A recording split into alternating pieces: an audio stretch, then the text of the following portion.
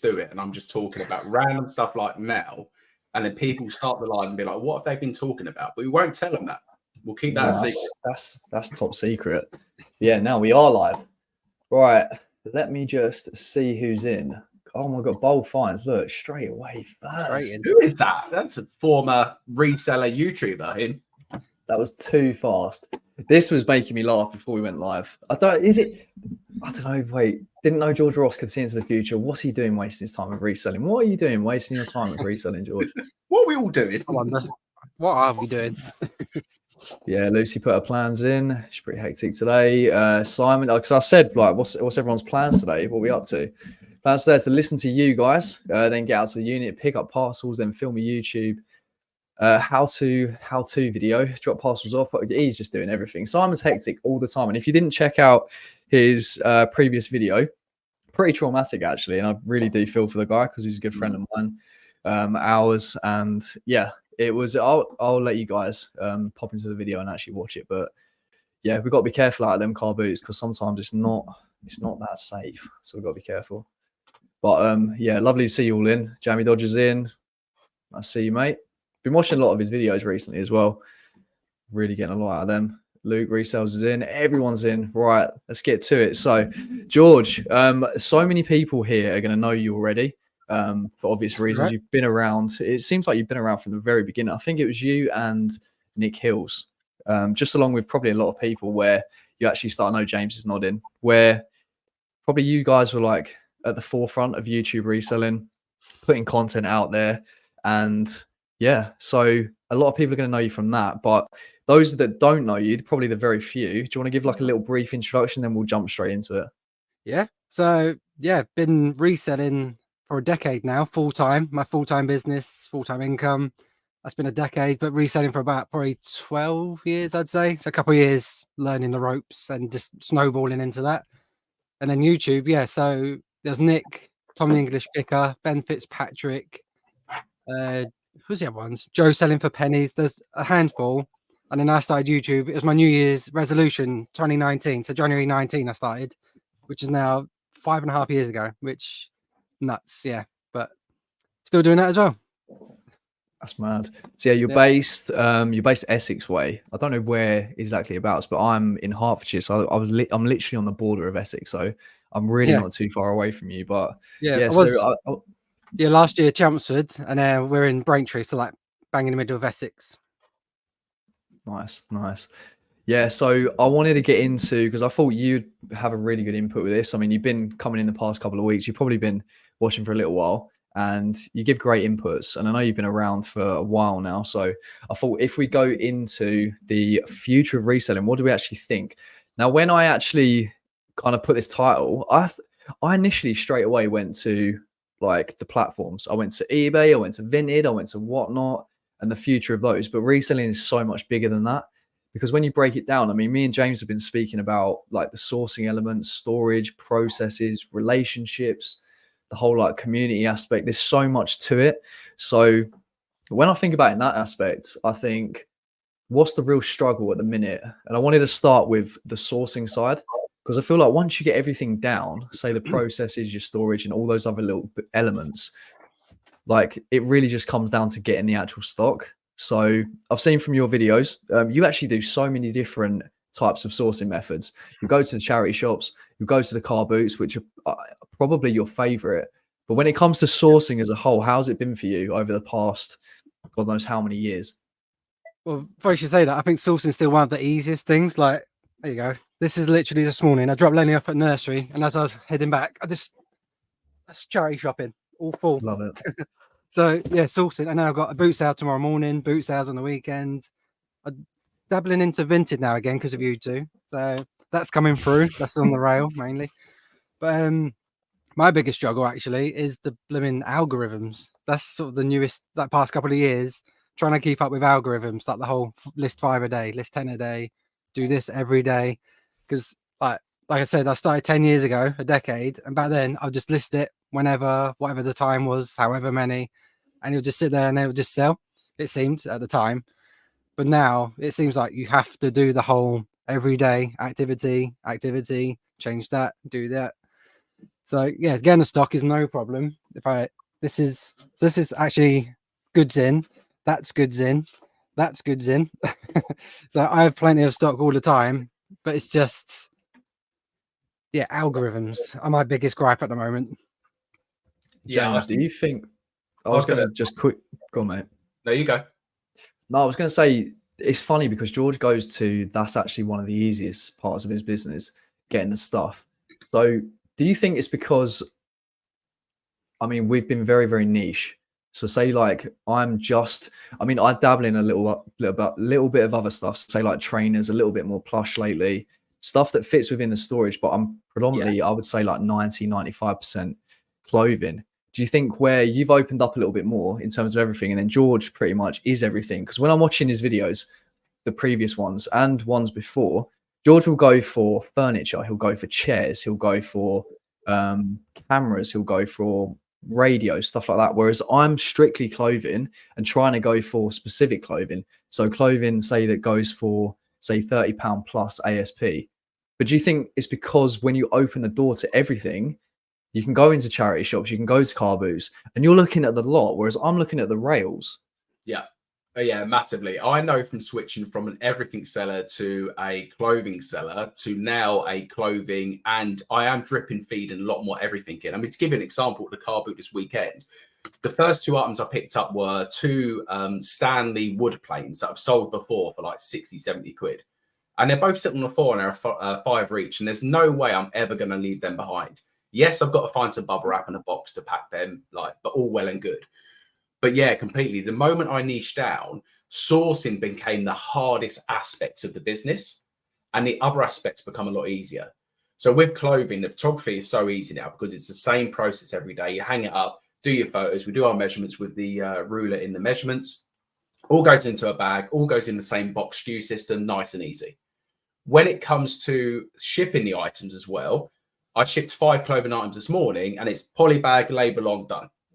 You don't have to worry about the rest of it. So I guess for George, his sourcing is easier than ours, but then the back end of the process is a lot harder. So George, and I used to do the same, George, like when you have to ship them big VCRs or them big CRT TVs, you must be excited when the sale comes in, because I've been there. It's like, yes, £80 sale. And then it's like, oh, I've now got to wrap that with interest. Like, hope it gets there safe and hope the customer doesn't say it's got a dent in. Hope I don't have to do all the claims. So how do you deal with, because I struggled with this as an everything seller, having all the right stuff at the right time, boxes, bubble wrap, etc.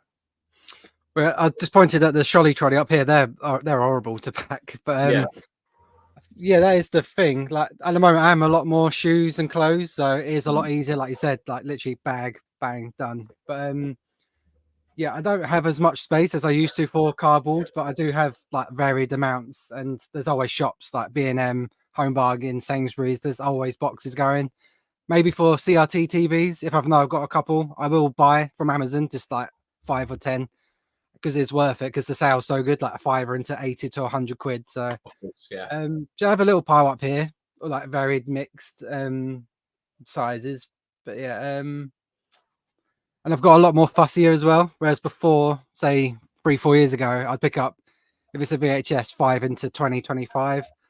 I'm not doing that anymore because the testing, the packaging, like you said, it's got to be more £40 plus maybe. Yeah, I'm adapting, and furniture as well. I can't really do, maybe a nest of tables, but not the big stuff you used to grab, because I remember, like you say, watching your videos, and I came across you probably near the start of lockdown, to be honest. I think Nick was the first one I found, and I think you were probably second. So you're partly to blame why I'm in this situation now of reselling other people's crap online. But I remember your car boot sales.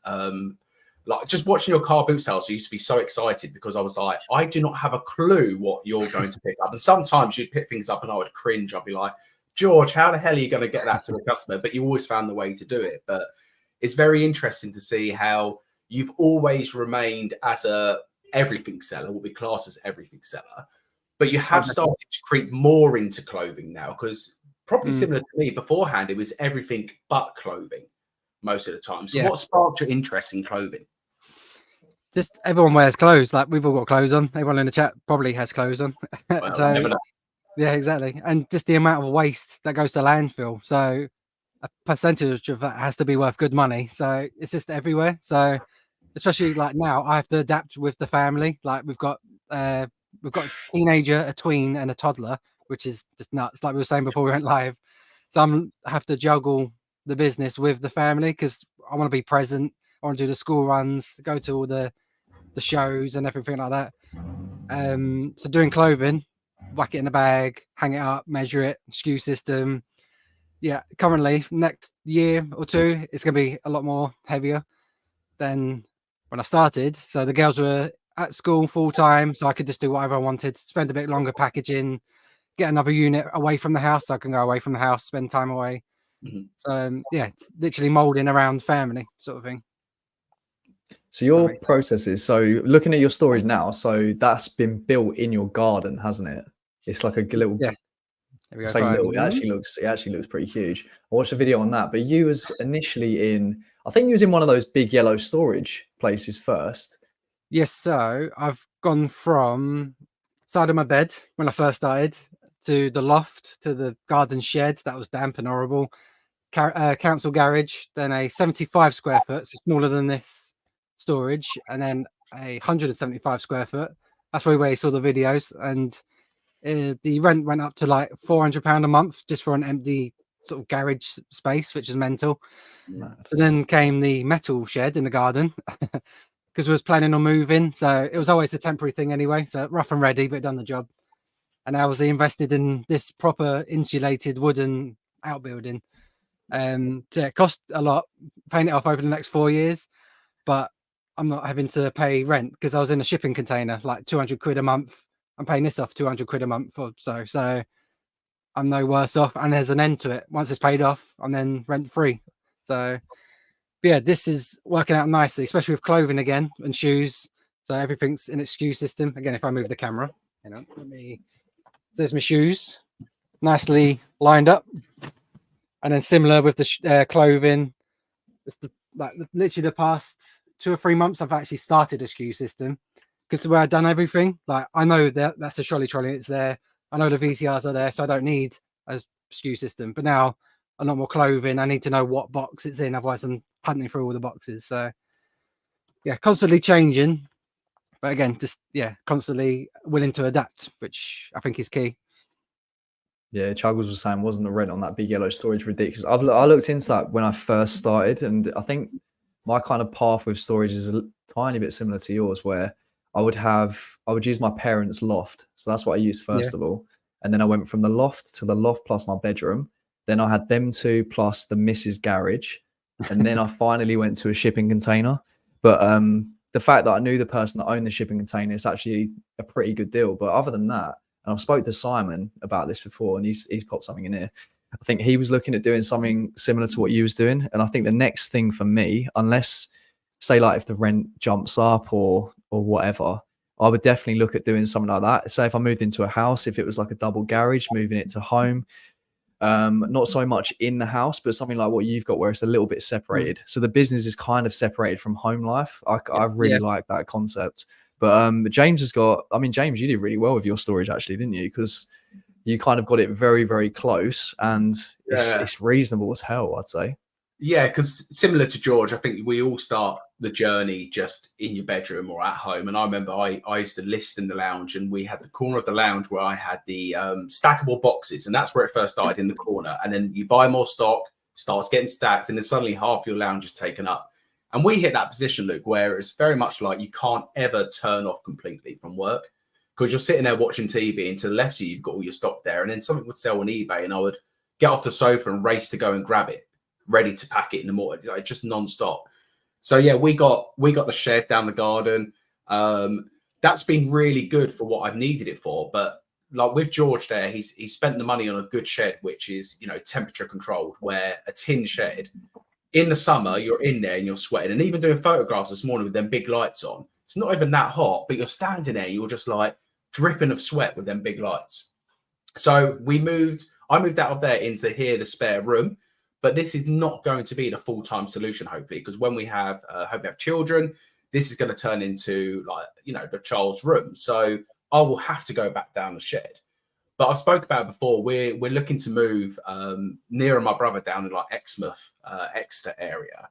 And part of the requirement when we move is what you just said there, to have either a way for us to do an extension, similar to what like Nick Hills had. You know, he had the separate garage on the side of his house with a door, so we can close the door and leave it. But yeah, my goal is to have everything stored at home. But I'm quite lucky right now because I've got the 2 council garages down the road. They're pretty cheap. It's about £75 a month per garage. They're pretty big. I've got one which is literally empty now, which I'm going to try and fill up again. But the joy of that is it's a minute walk down the road.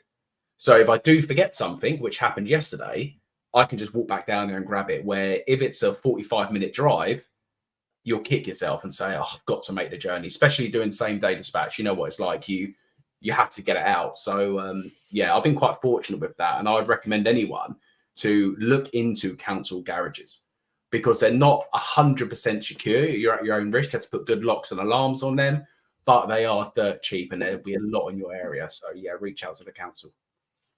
I think it's a hack, I honestly do. I think it's something that not a lot of people are thinking about. And then when I think you got told it maybe through Facebook. I think it might have been through there, or someone told you and you hadn't ever thought about it. And then all of a sudden 2 come up. Yeah, through the group. And I applied through the council and someone said to me, I think it might have been Simon, it might have been Neil, who said to me, call the council, because I applied and heard nothing for about a week. And I called them up and said, look, I've applied, just want to see where the application is. And they were like, oh, we were just about to call you. No, you weren't. And they said, oh, we've got like 4 available in your area. So I could have took all 4 if I wanted to. And I took one and I questioned it and said, should I take a second one? Because we all know what it's like. You get a garage, and George, you'll know the same with your shed. You will quickly fill that space up because you've got the space. So I was like, let me get 2 in case they go, because they're literally opposite each other, which is nice as well. I know some people have got 2 garages and they're like 20 minutes apart from each other, which again would frustrate me because I would go to one and be like, oh, I'm sure it's in the other garage, and then realize it's not. And they have to go back to the first garage. So yeah, I think having that space to store stuff away from home, whether that's down the garden, in a completely separate area house, is so important when you can. But you've got to build up to that point. You know, when you start out, don't go spending loads of money on a big warehouse space. Yeah, John was saying basically exactly what I was thinking. With getting a double garage outbuilding for the business is the best thing you can do. I don't know what it is. I just like the thought of, say, if you're in a house and you've got a double garage, either separated or whatever, like just walking out and going to there for either work or just getting your stock. And I think George has done a video as well, or like a little section in his video where he's literally stepped out the back garden and said, I'm going to work, walking to the end of the garden to his little place where he gets his storage. And then, yeah, like I'm going to work, like, but it's separate. So yeah, I like the thought of that, mate. Just literally 3 steps to my back door now. It's nuts. But yeah, so with the so with that as well. So what I was thinking was the sourcing aspect. So I wanted to focus mainly on the bits where people might struggle a little bit. Obviously, George doesn't struggle in that area, but say for me and James, I mean, I would say that we do at times. So with that, also the other bits, relationships, that was one thing I wanted to focus on as well. So at the minute during the summer, I feel like it's definitely like we can thrive at this time. So with car boots, charity shops, there's so many different places. I mean, I'm going to car boots on a Wednesday, going to car boots on a Thursday, multiple times, Saturday, Sunday. We can get out there so much. But when it comes to, say, late October, November time, when everything's pretty much shutting down, that's the part that I'm really interested in. That's the part that me and James have stupid amounts of conversations with. So when this all shuts down, like, where do we go? Do we just sit on Vinted and do we start snipe 20, 30 a day? Is that the plan? But what about if we get banned on there? So with you at the minute, George, when you're going to car boots, are you looking at getting numbers, or have you got relationships over those past 4 or 5, however many years that you've been doing it? Have you got people that you can go to pretty much when all this shuts down, you can go to them for stock, or are you going to like auctions, charity shops? What's the play for you? So yeah, obviously it's easy at the moment with boot sales, but yeah, there is certain people. There's mainly one I know at the moment, because I had the shoes and boots guy, I used to call him, but he's now more expensive than Vinted, so there's no point really. And I'd be getting fakes and that from him, so I sort of dropped that. But I got my hi-fi guy, I say. So he does like high-end electronics, but even he's struggling now to find like the really cool stuff he used to find. So it's not as often. But yeah, when it's the off season, obviously like sort of squirrel away finds. Like, I buy more than I can process throughout the season. So then so when it closes like September, October till Christmas, I'm fine. But then there is a struggle between January and March. That's when the average sale prices start to creep down for me and that. But I literally just spread my eggs. Auctions, vintage, charity shops, wherever else, wholesale sometimes, even though it can be hit and miss. The January to March time I do struggle with as well. Relationships are key. With clothing, shoes, I haven't really got that person that I can contact. Sort of have maybe, but sort of a wholesaler. So in that way, it's hard actually. Yeah. So during when it's hot, like now, stock up like more than you can process, and it's a lot easier.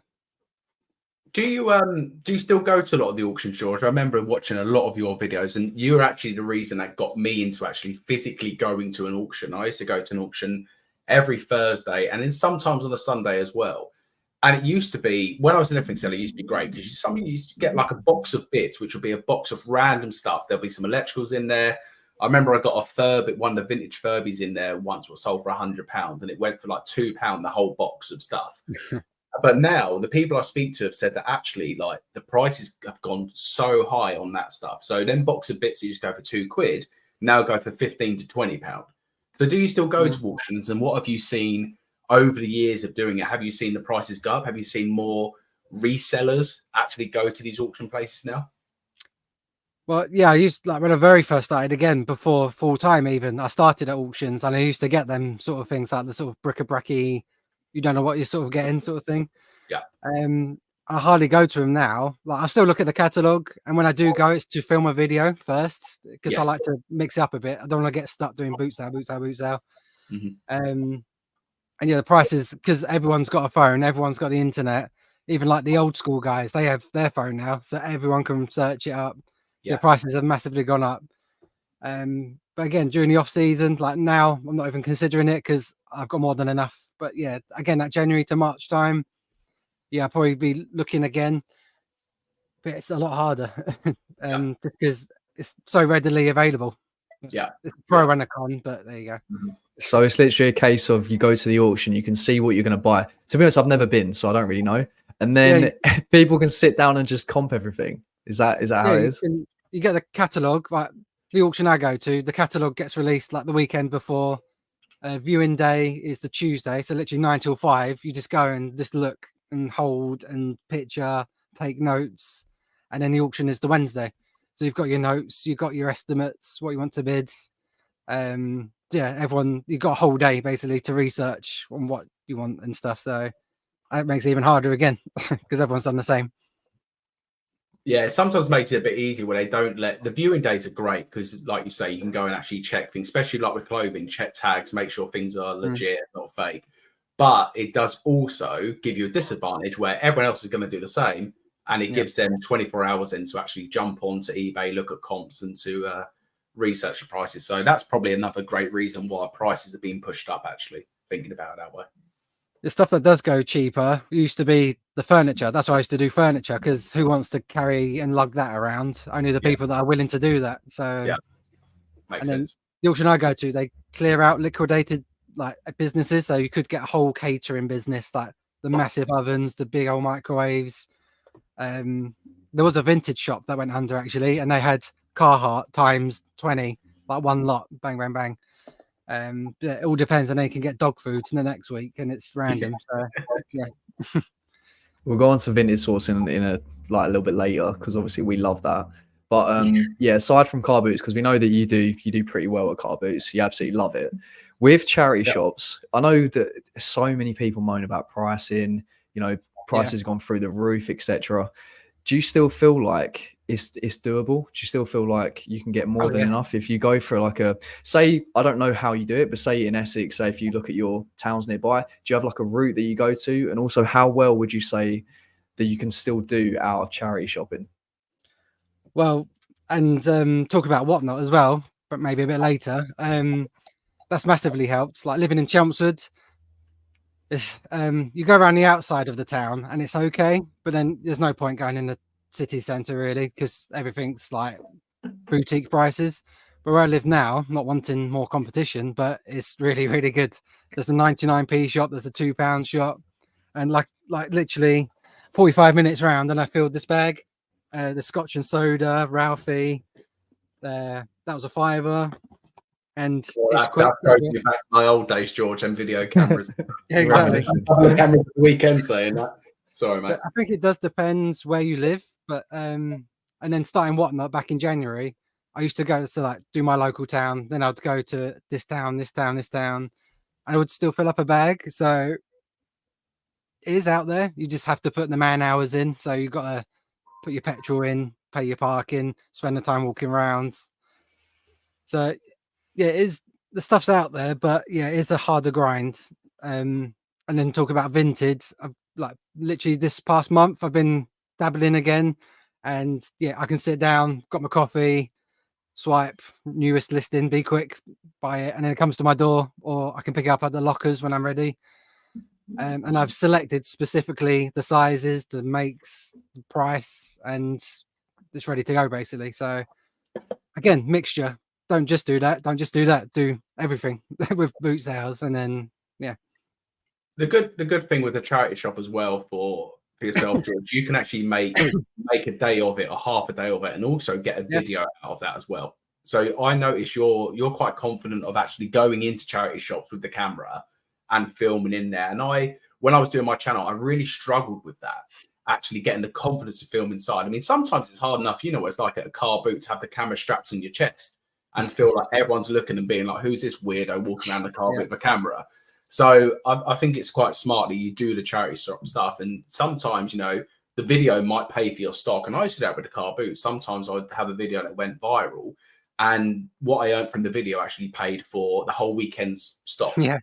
So it's quite good to have the confidence to do that with the GoPro. Yeah, people are always surprised. Like when they see me, I use my backpack, and then the GoPro's on the backpack. And I find that so much easier, and people don't see it. But when I had it here, when I first started, it was so awkward and everyone saw it. But yeah, have it on the backpack, even though it's there, like people somehow just go past it, especially if you've got a black backpack, black t-shirt. But when people do see it, they think it's quite cool. Like, I've got a YouTube channel, and yeah, get a new subscriber. But you know, so obviously there. Also, YouTube is part of the business. Like, it probably makes like a quarter of my revenue, a third. But yeah, say I'm selling at a boot sale. Obviously, I'll get 80 to 100 quid for our old crap, but then I'll film it, and then that video will get more than that if it goes well. Yeah. But yeah, I don't rely on it. It's just a nice booster for the income. Yeah, again, that has pros and cons. Like, it's just a bit of fun. I'm not trying to teach people anymore. Like when I first started, it was probably more showing you how to do it, but now it's more entertainment, a bit of fun. Yeah. And then people will take it too seriously. Like, oh, he thinks he's the god of reselling. Like, no, I'm just filming what I'm doing. There you go. Yeah, of course. Literally the tiniest portion of my week. Like, I'll take the camera for an hour and then it's gone. And then there's all the boring stuff. Take the bins out, pick the children up. So I love that take on it, because I want to talk about so much. And if I wanted to speak about everything that I want to speak about, we'll be here for 2 or 3 hours, 100%. But we'll definitely get you on again, mate. But yeah, the whole reseller, the whole YouTube thing as well. What you just said there, like, I'm not trying to teach people anymore. That's the take that because I'm going to be recording for a YouTube video this week, 100%.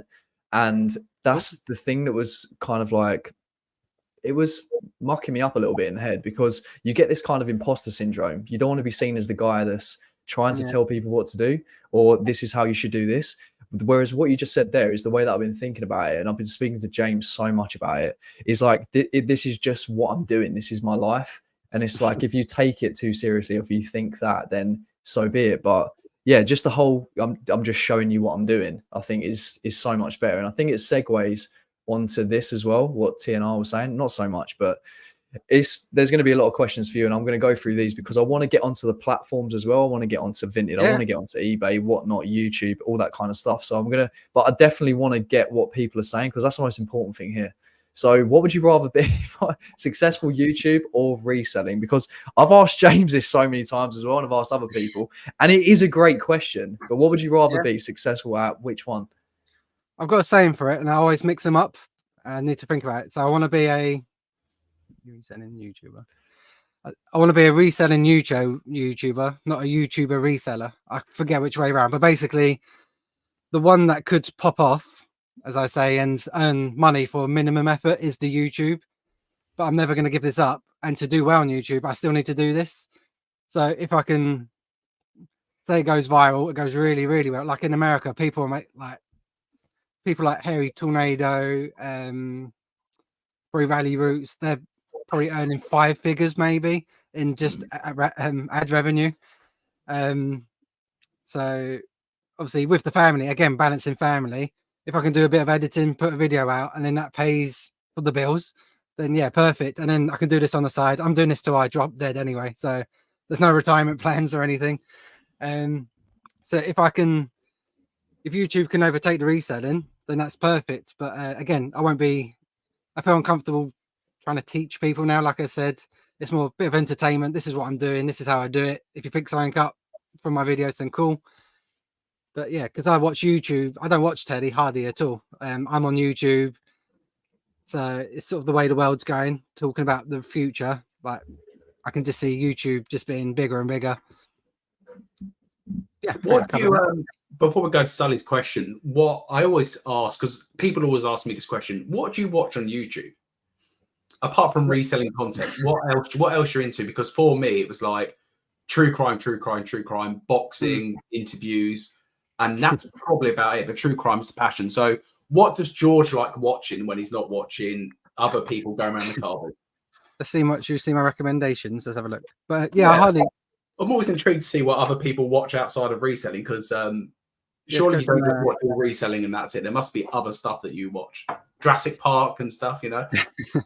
Yeah, actually, I do watch reselling. I'd say this podcast is what I watch the most. I really like it. So props to you guys. Yeah, it was my little, not guilty pleasure, but I'd tune in. I make sure I tune in, even if I don't catch it live. I watch it back. Even I'm learning loads, so which is cool. Be like the boot sale videos, I might click on, but I don't really watch it. So I like my music, so drumming, guitar, football. Like let's have a look here. Like Ben Foster podcast. I love a podcast. What else we got?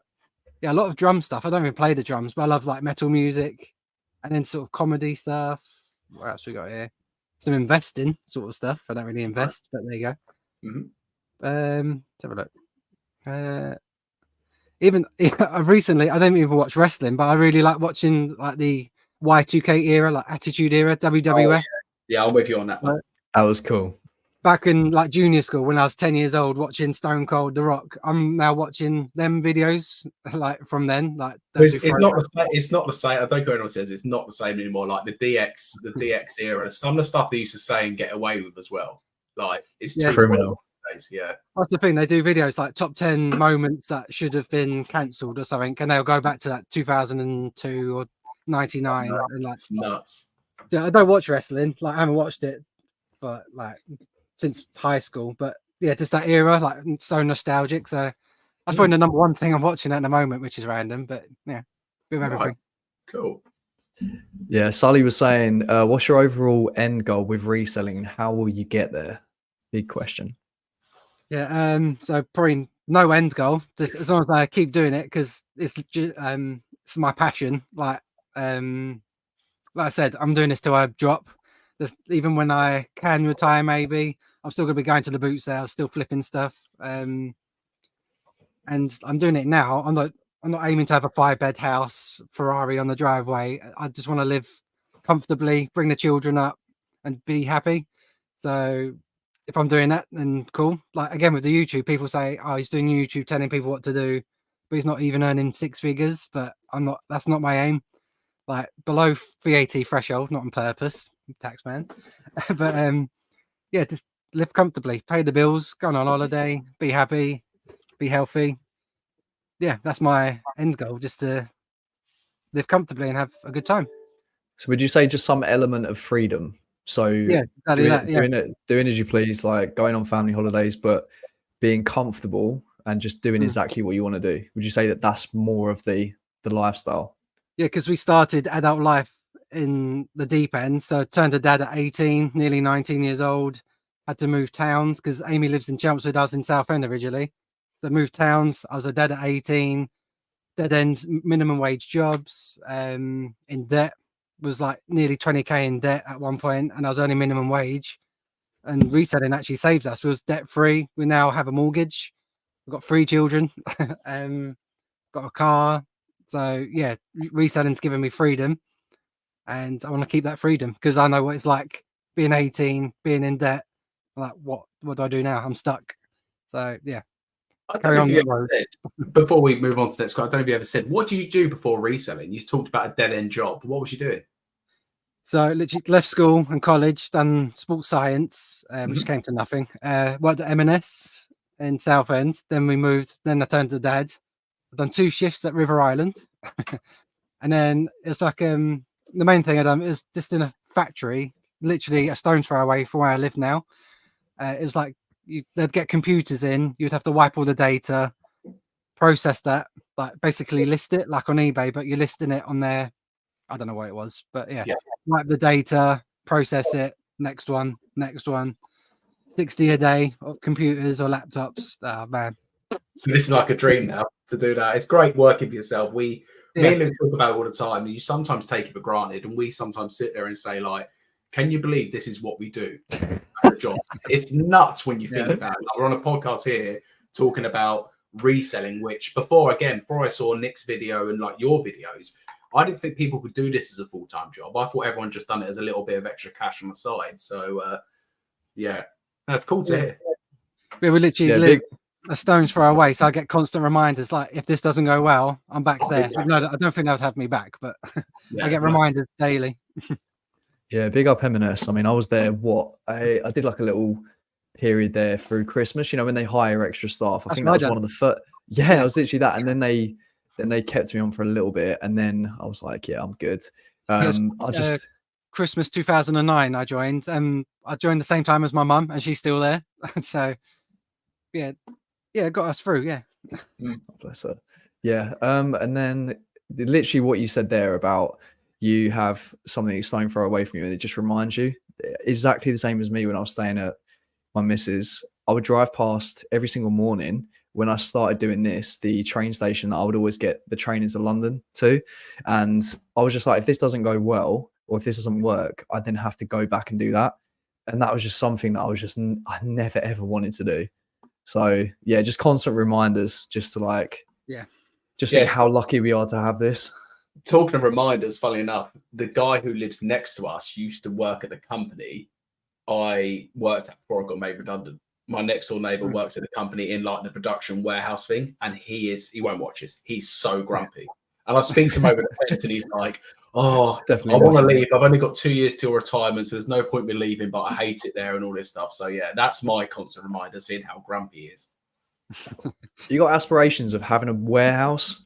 I mean, judging from the conversations, I don't know if it's something that you kind of aspire to have. We jumped back in again. So we had the 2 girls, and then lockdown happens. They were like junior school age, so they sort of looked after themselves. And then we started again with Lenny. So we've got a 2-year-old. It's gonna be 3 next week. But so we started all over again. So I think when he's older, like the girls were, I'd maybe get another, not a warehouse, but like another bigger area, because I will want to expand when the kids are older. But for now, no, just make this work. Constant like rotation. Make sure I'm not sitting on stuff for too long. Like after 90 days, why is it not sold? Get it gone. Because this should be plenty big enough where I am now. Because yeah, not a museum or a storage place. It's got to be selling it, so it's got to be out the door. Yeah, I don't know about you, James, but like consolidating 3/4 of a unit alone is a nightmare. So imagine doing a warehouse, but I'm very like, I don't know. I like the 1 unit. 2 units would be amazing. So yeah, maybe I don't know about a warehouse because we jump a lot in what we want. We Like, do you change think, our mind all the time, all the like time. tomorrow we'll say like we both want warehouses, and then today, because I think today I was speaking yesterday about where's my maximum, and I would love to be at 25 a day on eBay, maybe pushing to 30 a day, hitting the metrics. and then to put all my other focus into the crime channel. That's my goal, because I would love to do like 100K on eBay, 100K on YouTube. That's my vision. How long it's going to take me to get there, I don't know. But yeah, but that would mean I wouldn't need a warehouse, because the sell through has to be really quick for the stuff we're picking up. But tomorrow I might say I want a 50,000 clothing item store on eBay, and I want 2 warehouses with 20 members of staff. So yeah, we chop and change, mate, all the time. Yeah. I'm going to leave the questions there, but moving on to like the platform. So eBay, obviously been king for nearly 30 years now. Everyone, I believe, has kind of like a love-hate relationship with eBay. And for me, it's always been pretty much number one. I've never really gone anywhere else. So how do you think, I mean, how do you find eBay? Like, is it your number one? Do you cross list? What's your thoughts on it as a platform and then going forward? Yeah, so for probably about 3 or 4 years now, I've been heavily like, don't rely on eBay.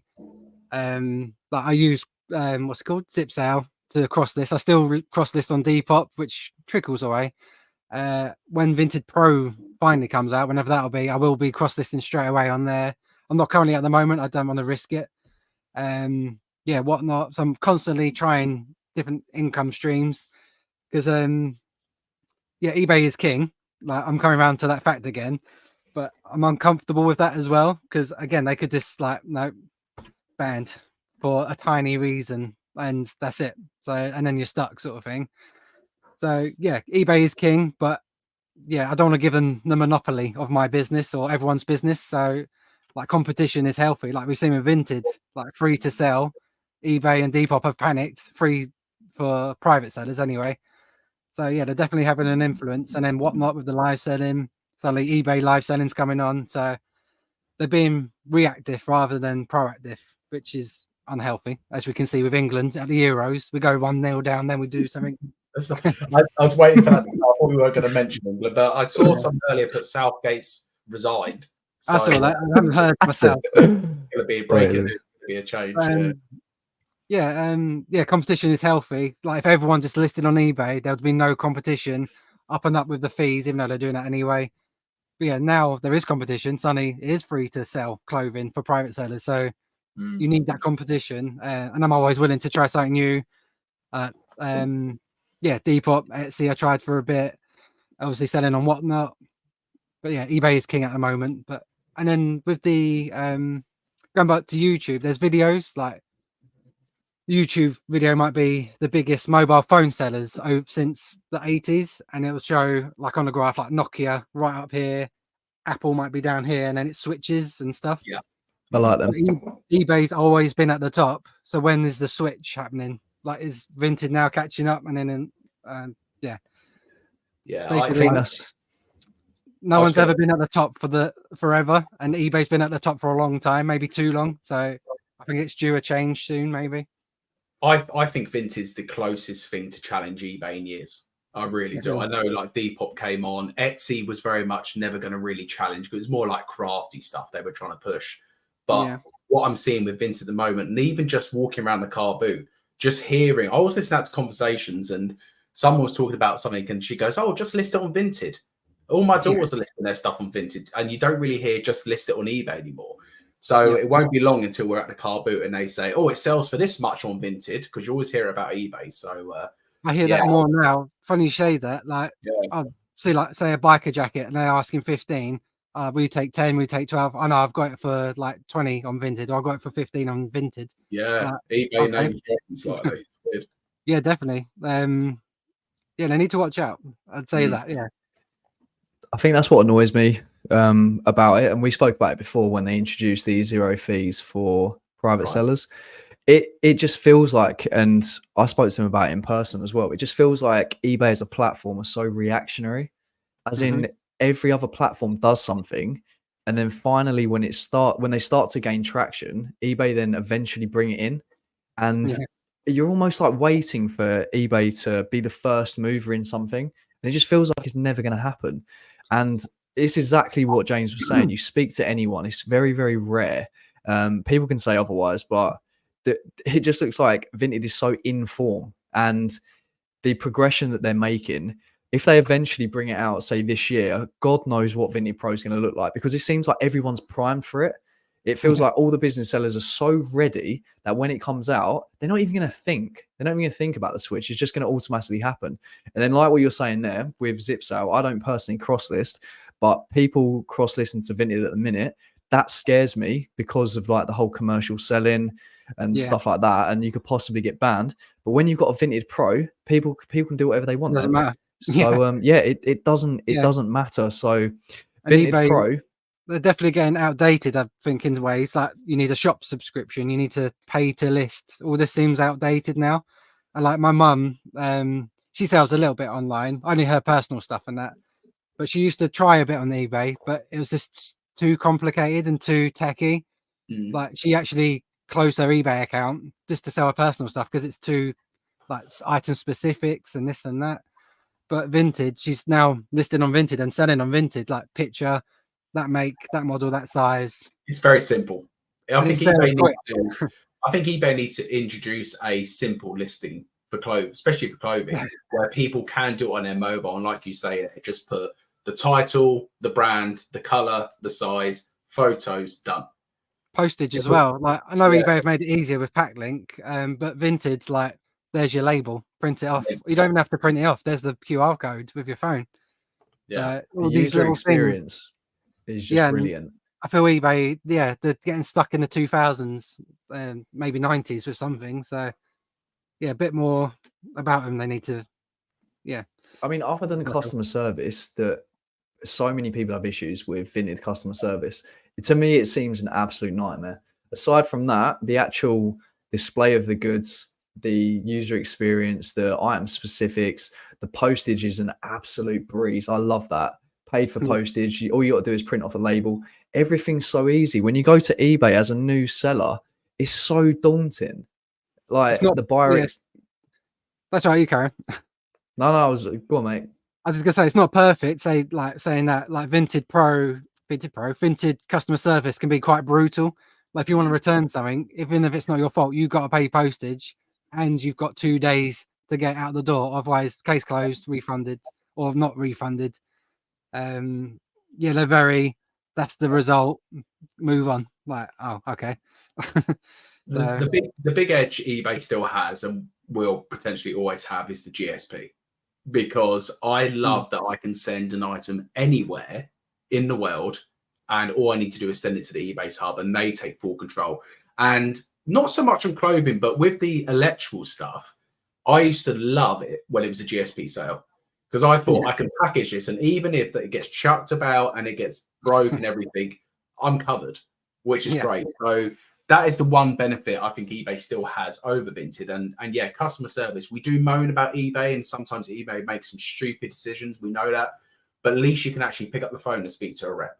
Oh, definitely. Vinted is like, you can't speak to anyone. It's all done via that messaging, and it's all like auto-generated messages, it feels. So I wonder when Pro comes out whether they'll actually have like more of a customer support in the future. It'll be interesting to see. And Shel Staruni said as well, eBay still charges fees on postage. Like, what are you doing? I know. It's so old. It's an old way of thinking. And there is rumors actually that eBay is going to switch that around and actually start getting the customer to pay and do it that definitely. way. Yeah. Again, that's a problem from the mid 2000s. Like, when people were saying 99p plus £100 postage. That's an old problem. That's not a problem anymore. Like, come on. But the thing is, like, Vinted is like, when I'm saying eBay are not proactive, they're reactive. Vinted are the entire opposite. What we're thinking they introduce, and so when we're thinking, right, bundles would be amazing, so we could like bundle everything, automatically check out, brilliant. And then there was another change as well, James. And I can't remember what it was. It was bundles and something else. Or we've been called out for loads of do you know what? It was the order screen. The order screen's been a massive change for me. We can actually track your stuff coming in a lot easier. But we were begging for bundles to come back for so long, and we laugh about it because now we hardly ever bundle, because you're so scared of missing out on the item because you've got to be so quick. I'm scared to click in the store and try and chuck some other stuff in it. But it was the auto accept on bundles we were calling out for, because you used to have to wait for the customer to actually go on and accept your like bundle offer. Where now it's all auto, which is a big change as well. So they're making good plays. I think Will eBay make more plays? Absolutely. They won't want to get left behind, but will it be too late? That's my fear. This is the thing, because eBay, they've introduced like, I mean, they spend apparently around $1 million a day on advertising. So they had the Elton John thing recently where he's doing his auctions, or he's done his auctions.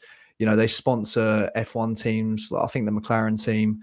They're Love all Island. over these. Yeah, Love Island. They're all over the shows in terms of like car shows like Goodwood, the trading card shows like the ones that I go to, the London Card Show. They're all over everything. Vinted, I think I've only seen them maybe sponsor Big Brother. They used to do they was heavy on televised adverts. I think On they're heavy on YouTube YouTube adverts as ads. well. Yeah, absolutely. So, you know, it's going to be very interesting to see how it plays out. But the overall user experience and the word that I get from people is that Vinted is absolutely seamless. So I'm looking forward to seeing what the next like 5-10 years in this space will be like, because they've had it for 30 years, like what you said. But no, I mean, it's very rare that someone stays on the top forever. So, and it's what the people want. So it's going to be Another interesting. example was like Yahoo for emails. Like they were always king of emails, and now who uses Yahoo? That sort of thing. That's another example.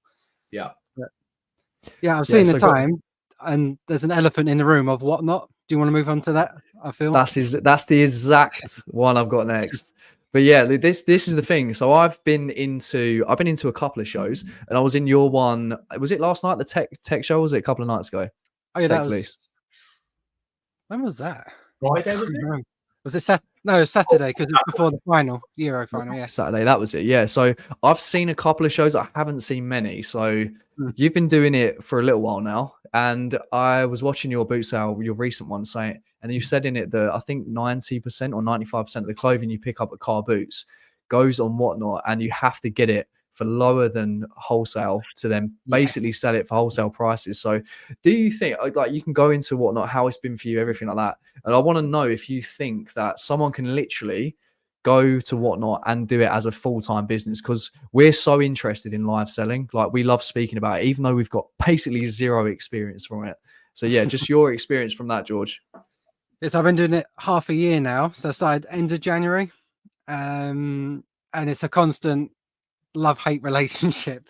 Like at the moment, I may be on the I want to quit sort of side of it, maybe, but then another week will come around and I love it. It's the best thing since sliced bread. So it's really hard. I'm not gonna lie. I'll be completely upfront. It is hard. It is brutal. Like, yeah, my number one phrase I say to people out and about is, I need to buy cheaper than wholesale to sell at wholesale, pretty much like 80% of the time, I'd say. Which is the difficult bit, especially when I started January, February, obviously no boot sales. So I was trying to buy from charity shops to obviously flip and whatnot. And it was a honeymoon phase, but that was quickly over by the end of February. So maybe 3 or 4 weeks. And it gets brutal. But then with my charity shops, there's the 99p charity shop. There's like the £2 charity shop. So it works out quite well. But then with that, people want to be excited, so you need to find cheap, exciting bangers, which is like near impossible unless you can get consignment. That's the word. But even then, consignment, I've tried everything. I've tried like sportswear shows. I've done consignment. I've done, what else have I done? Like brand new with tag stuff, and it's hard. But overall, it's made money. It's a nice like turnover of money. So if I want money for the boot sales, do a quick show. I might not make as much, but I'll make some profit. Loads of items out the door. But like at the moment, I am stuck. Like, I'm probably going to drop now to one a show every fortnight instead of one a week, because like eBay again is king. Even though we've moaned about it a little bit, it is king. I can list this and it'll be gone within a week for 50 quid instead of a tenner maybe, and I've paid £2-3. So hit me with questions like quickfire if you want, but it's tough.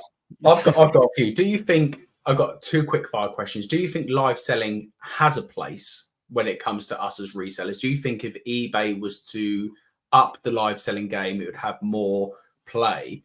And secondly, do you feel your social media presence with YouTube, Instagram, and being in the game for so long has helped you compared to I'm going to look at the name in the chat. I'm just going to say AC Global because I know Andy doesn't do, and he won't mind whatnot. If Andy was to say promote a show this week, do you feel he would have the same success, or do you feel he'll be selling stuff for £1 and £2?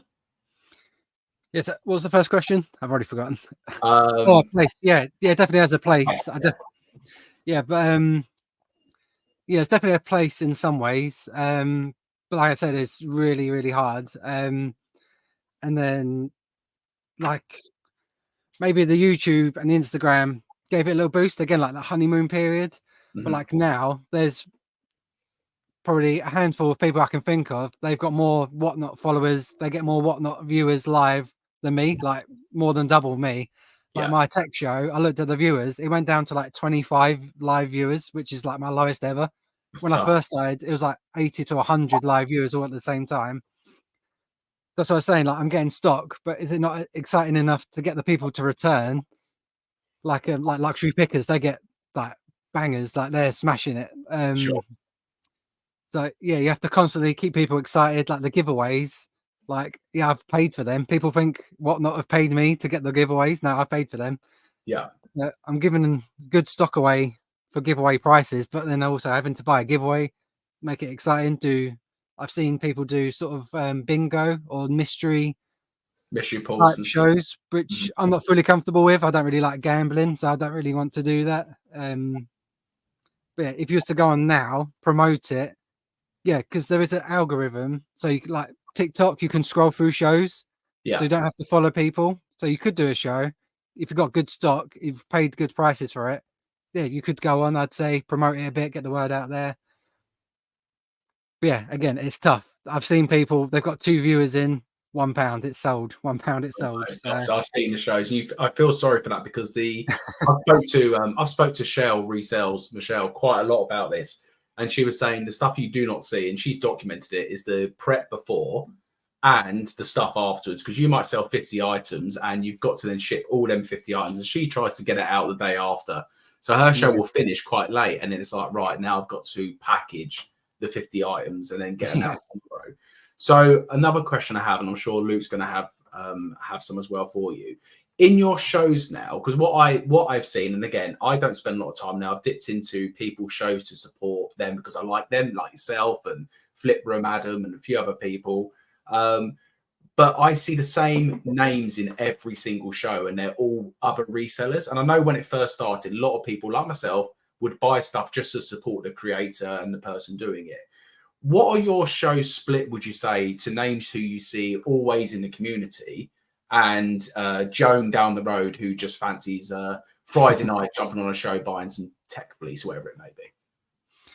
Yeah, that's probably one of my biggest frustrations is that advertising. Like same with Poshmark, they didn't advertise properly, and then they, for whatever reason, closed it. But I am getting viewers in now, and they don't even know I have a YouTube channel. They've never heard of me, or if I'm buying, I have a little look, have a bid. Oh, thanks, Retro Reselling. Like not heard of me. So there's definitely newer people coming. It's just trickling in instead of like promoted, like get a sponsorship on like Love Island, on YouTube ads, on telly, on radio, whatever. Yeah, they're sort of relying on, say, people like me, Chaddy, luxury pickers, like to get the word. Like we've done that job, but it now needs a bit more sort of thing. Yeah, I feel they definitely need to boost that a bit more. But again, I'm still seeing new people. They've not heard of me. They don't even know I have a YouTube channel. So it's getting there, just very slowly. Yeah, I'd say if anything, that's a positive though, because I mean, what was it? Reseller George, I flashed up earlier. Whatnot is going the way of Poshmark unless they advertise. Yeah, because the way I think about it is, if you're coming on there with, say, not much of a social presence, you got to advertise. You've then probably got to incentivize people in terms of giveaways, and then also good quality stock as well. So like what James was speaking about there, say if Andy goes on there, and it's funny because Andy put this down and he was like, I would love to test cracking open a Patagonia bale and whatnot, but I reckon I would lose money on it. See, Patagonia there, massive like keyword brand. Like so many people love Patagonia. It's basically like a high-end outdoor brand. Some of it is crazy. And some of the stuff Andy pulls out of the bales, like these crazy print snap tee fleeces, some of them go for like over 80, 100 quid. So that's going to spark people's interest. But how many people is he going to get? Do you know what I mean? But to get that, he's paid wholesale prices, so he's going to get wholesale prices on whatnot. I think he'll find because yeah, like I said, it's brutal. Like I've even like the recent thing, I'm trying to buy on Vinted to sell and whatnot, but like bangers. And I had an item, I think all in with postage, I bought it for £14. On eBay you could get like 45, 50, so a good markup. So I was hoping if I can get 25 quid on Vinted, I've made a bit, you can make a bit, everyone's happy. It sold for £13, so a pound less than what I bought it for, and You love fees. money. Like what? Come on. You kind of want to shout down the screen and be like, "You tight asses! Like, get your money out! Like, I can't believe you just done that to me." Sometimes But it creeps out like, oh, you didn't like that one then? No, okay, next one. it's a little risk you take. It is that. I know you don't like gambling, but in a way, like you're saying there, you're seeing it as I could put this on eBay. I might have to wait a couple of weeks for the money, but the benefit of whatnot is the money straight away. And I love that aspect. Like you say, if you do a show on a Wednesday and you have a car built on a Friday, you're ready to go with the cash. Yeah, this is Patagonia. Yeah.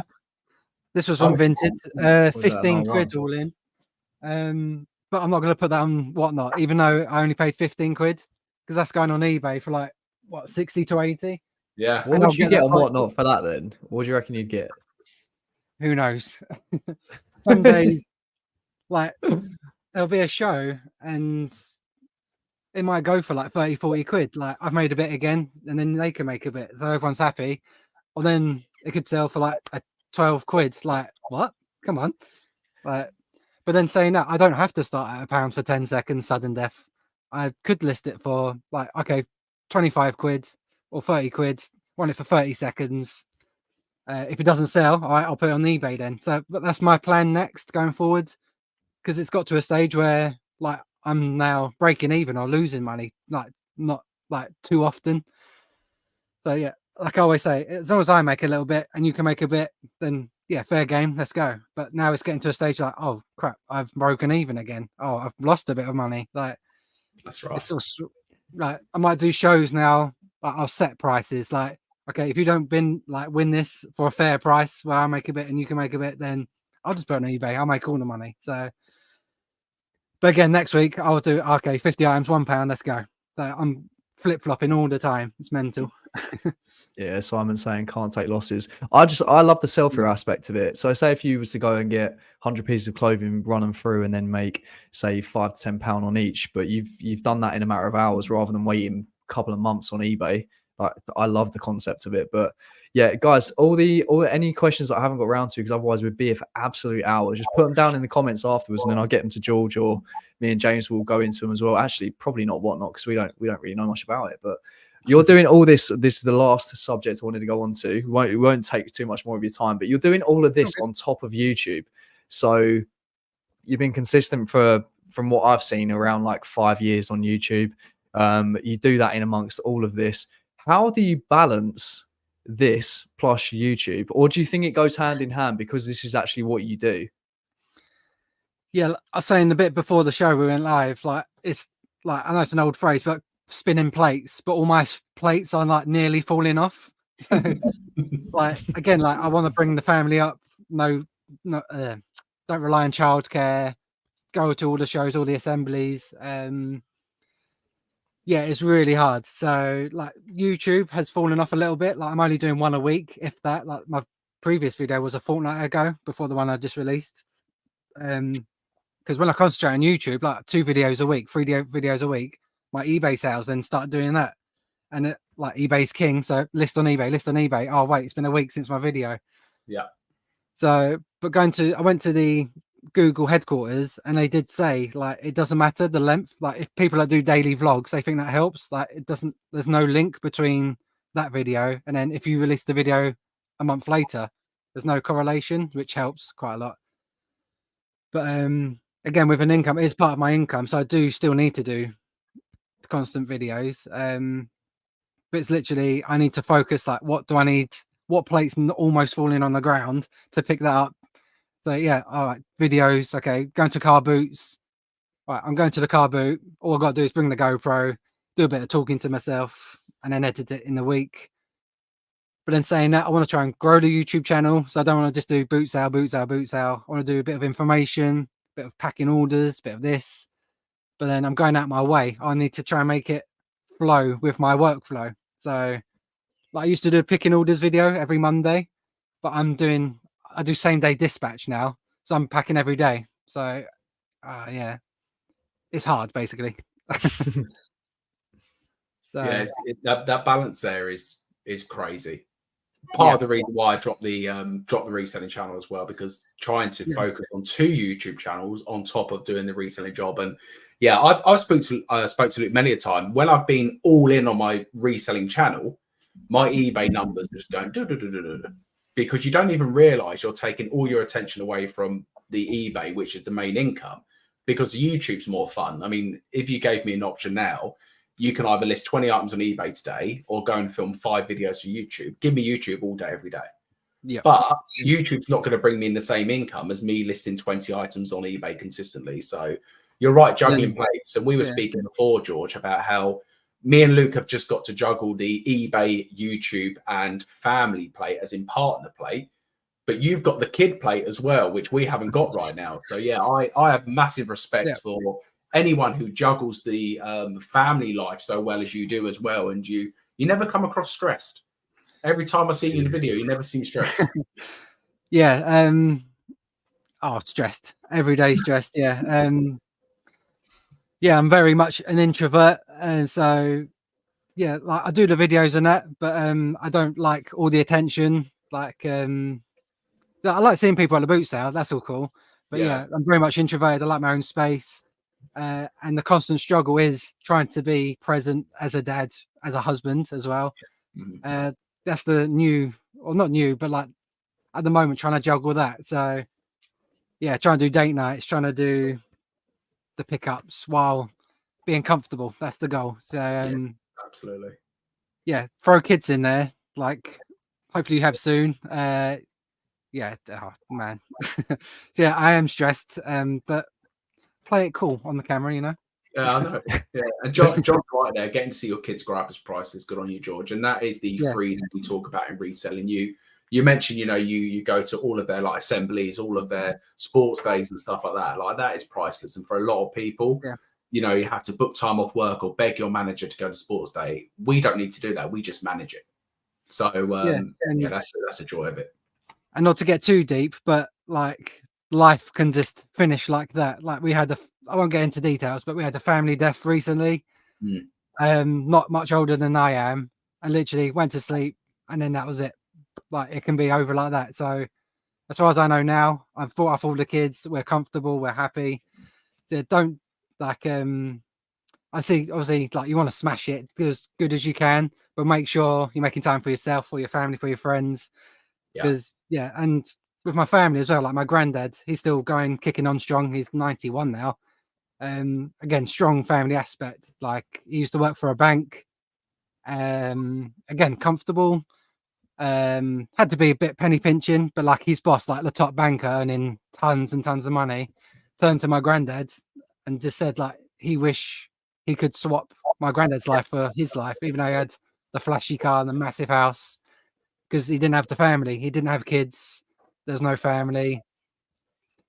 Yeah, there's no point being the richest bloke in the graveyard, as they say. So yeah, richest bloke and being lonely. I'm on board 100%. And I think that's what came as well when me and James. I think it was like the end of last year when we completely changed the business model. I think it was like Q3 time last year. I was doing around 30 a day. I had no time for anything. So the whole like smash it, grind, hustle, 30 a day, literally no time for anything, less time seeing family, less time seeing friends. It was just everything was about work. And then we dropped all the way down to 10. Actually thought about what I wanted from this, spent a lot more time with the missus, a lot more time with friends, family. And I'm in such a much better place now than like that. Because I don't know, just like what you're saying, there's no point in having it all if you've got no one around you. And then we started doing this podcast and like started chatting to a lot more people on Instagram, putting a lot more content out there. And then naturally people that are similar to you reach out, you start speaking to similar people, and it just makes this whole game or this whole like business so much more enjoyable. So yeah, I completely completely agree with what you said there. And Josh reiterated what John was saying. It's a privilege to watch your kids grow up. That's what this job allows. And me and James have spoke about this so many times. And I think about when I eventually have kids in the next couple of years. James does very soon. And we're not going to need any sort of childcare. We're going to be at every single school play and football match and golf tournament, whatever it is that they get up to. And that's absolutely priceless. Yeah, and not even just being present. Have you seen how much childcare is? It's like a Crazy. second mortgage. It's mental. So yeah, I love the fact that Leanne's been a nanny since she left school. So she's got all that experience with childcare as well. So yeah, there's no way we would ever justify putting kids in childcare where Leanne's a nanny. So, but it's so true to be able to do that and to be able to work from the comfort of home. We all do that. It's great. And so, yeah, we talk a lot sometimes about the negatives behind reselling, but that is such a big positive. when you're in the bubble, it's easy to moan and bitch and stuff. We all do it. But then, yeah, when you step back and I get the reminder of my old horrible job I hated, Yeah. like, oh yeah, I'm literally listing vintage clothing for a business, and yeah, and I get to keep some of it as well for a little bit. That's what you got to do, mate. Anytime you feel like you haven't got the motivation, just go for a walk down the road, stand outside that building, and then come back, and you would have found it straight away. Yeah, exactly.